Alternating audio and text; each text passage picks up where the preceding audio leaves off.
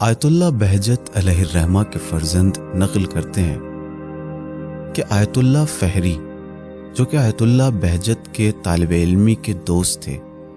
اور انہوں نے آیت اللہ بہجت کے ساتھ ہی تعلیم حاصل کی تھی، ایک دن میرے بابا سے ملاقات کرنے کے لیے آئے اور میرے بابا سے انہوں نے ایک ایسی بات کہی کہ ان کی آنکھوں میں آنسو آ گئے۔ انہوں نے میرے بابا سے کہا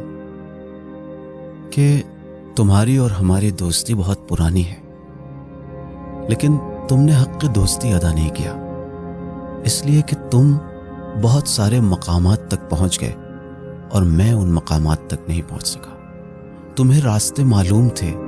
مجھے وہ راستے نہیں معلوم تھے، تو تم میرے حق میں یہ عنایت کر سکتے تھے کہ مجھے بھی اپنے ساتھ لے کر آگے بڑھ جاتے۔ یہ سن کر آیت اللہ بہجت کی آنکھوں میں آنسو آ گئے۔ پھر آیت اللہ فہری فرماتے ہیں کہ اگر آپ یہ کہتے ہیں کہ اب میرا ہاتھ پکڑ کر آپ مجھے کسی مقام تک پہنچا دیں گے تو بہت دیر ہو چکی ہے، اب میں بوڑھا ہو چکا ہوں اور مجھے جہاں تک پہنچنا تھا پہنچ چکا، لیکن میں اس وقت تک آپ کے پاس سے نہیں جاؤں گا جب تک کہ آپ پر جو اہل بیت اطہار علیہم الصلوۃ والسلام نے عنایات کی ہیں ان میں سے کوئی ایک واقعہ مجھے نہ بتائے۔ یہ سن کر آیت اللہ بہجت نے جواب دیا کہ آپ نے یہ ساری باتیں جو مجھ سے کہی ہیں اگر نہ کہی ہوتی تو میں آپ کو کچھ بھی نہ بتاتا،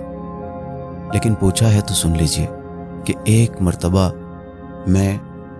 مشہد حرم حضرت امام رضا علیہ الصلوۃ والسلام کی زیارت کے لیے شرف یاب ہوا تھا،